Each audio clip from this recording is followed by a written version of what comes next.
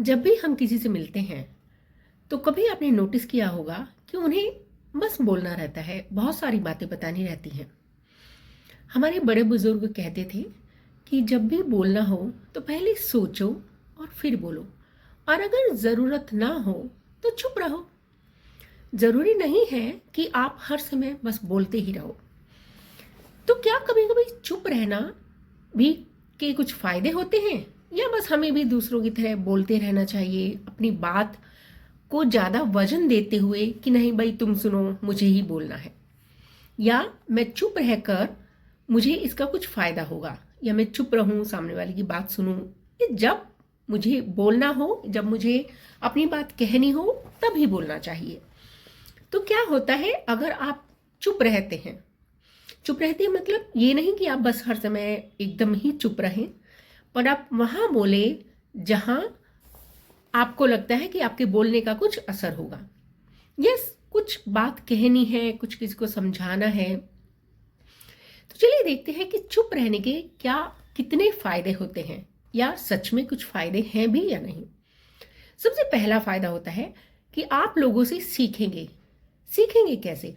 जब सामने वाला बोल रहा है और आप सुन रहे हैं, तो आप सुन रहे हैं तो जो सामने वाला को जो एक्सपीरियंस है, उसकी जो नॉलेज है, हम जैसे जो वर्किंग है, जो मीटिंग में जो भी कलीग होते हैं, अगर वो ज़्यादा सुनते हैं तो वो उन चीज़ों को, वो उस जो नॉलेज होती है उस इन्फॉर्मेशन को अच्छे से ग्रैब करते हैं, और फिर उस इन्फॉर्मेशन का मतलब जहाँ उसको फ़ायदा मिलना है उसका वहाँ फ़ायदा लेते हैं। तो वो सीखते हैं, बैठकर चुप रहकर सबकी बात सुनते हैं, और ऐसे उनको बहुत फ़ायदा होता है। तो आप सामने वाला जब बोलेगा तो उससे बहुत कुछ सीखते हैं। तो पहला फ़ायदा कि जब सामने वाला बोलते हैं और आप चुपचाप उसको बिना टोके कुछ सुन रहे हैं तो आप उससे बहुत कुछ सीख रहे हैं। दूसरी बात है, चुप रहने से रिश्तों पर कैसे असर होता है। अगर लड़ाई हो रही है, दो लोगों की लड़ाई हो रही है और उसमें एक चुप रह जाता है, तो ऑब्वियसली आप उस रिश्ते को बचा लेते हैं। लड़ाई में कितनी बार ऐसा होता है कि आपने कुछ बोल दिया, कुछ गलत बोल दिया, और लड़ाई में होता भी ऐसे ही है कि कितनी बार हम कुछ अनचाहे ही गलत बोल जाते हैं। तो अगर आपको लगता है कि कुछ लड़ाई है और मुझे चुप रहना चाहिए, तो आप वहाँ रिश्ते को उसको बचा लेंगे। तो ये होता है चुप रहने का दूसरा फायदा कि आपने अपना रिश्ते को बचा लिया।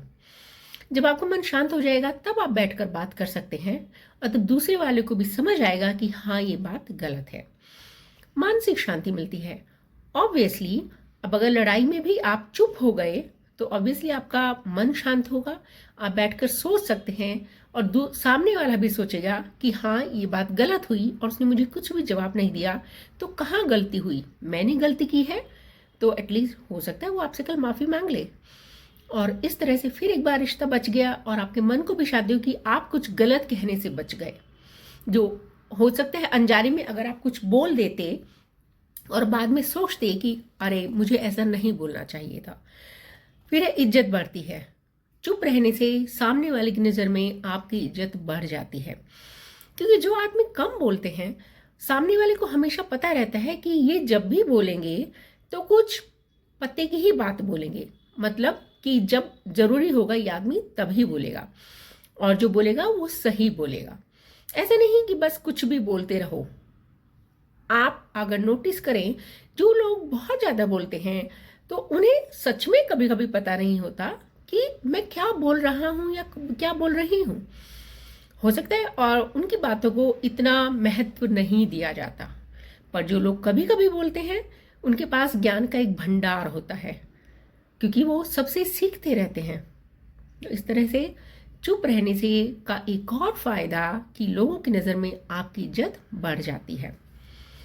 गलतियां भी कम होती हैं। चुप रहने से ऑब्वियसली गलतियां कम होगी।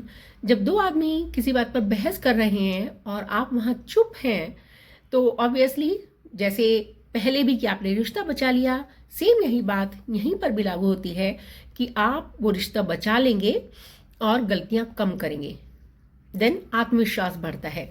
आत्मविश्वास बढ़ता है जब आप चुप रहते हैं, तो आप बैठकर अपना आत्म मंथन कर सकते हैं, और आपको पता है कि आपका चुप रहने से जो आपने अपने टाइम की बचत की है, वो टाइम मुझे कहाँ लगाना है या मुझे किस चीज़ में खर्च करना है। तो आप ये जो, और जब आप प्रोडक्टिव, आपका जो माइंड होगा वो ज़्यादा प्रोडक्टिव होगा। दूसरों को समझने में मदद मिलती है। जब हम चुप बैठकर सभी लोगों की बातें सुनते रहते हैं तो हमें पता चलता है कि इस सामने वाले के विचार किस तरह के हैं और आप उनसे उसी तरह की बातें करते हैं। समय की बचत होती है। जी हाँ, समय की बचत भी होती है चुप रहने से, क्योंकि आप अपना ना बोलकर अपने आपको मानसिक शांति दी है, आपने अपने रिश्ते को बचाया है, और वहीं आप मन ही मन कुछ और जो सोच कर जहाँ आपको मन लगाना है वो सोचते हुए भी आप अपना काम कर सकते हैं। दुश्मन कम होते हैं। दुश्मन तो कम होंगे ही जब आप किसी लड़ाई में नहीं बोलेंगे।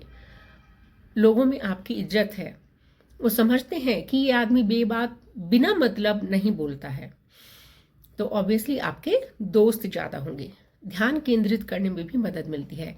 सेम चीज़ अप्लाई होती है कि जब आप चुप रहते हैं, आपका मन शांत है, आपका दिमाग शांत है, तो ऑब्वियसली आपका जो प्रोडक्टिव एरिया है, जो प्रोडक्टिव आपका दिमाग है, वो आप ज़्यादा उसको यूज़ कर सकते हैं।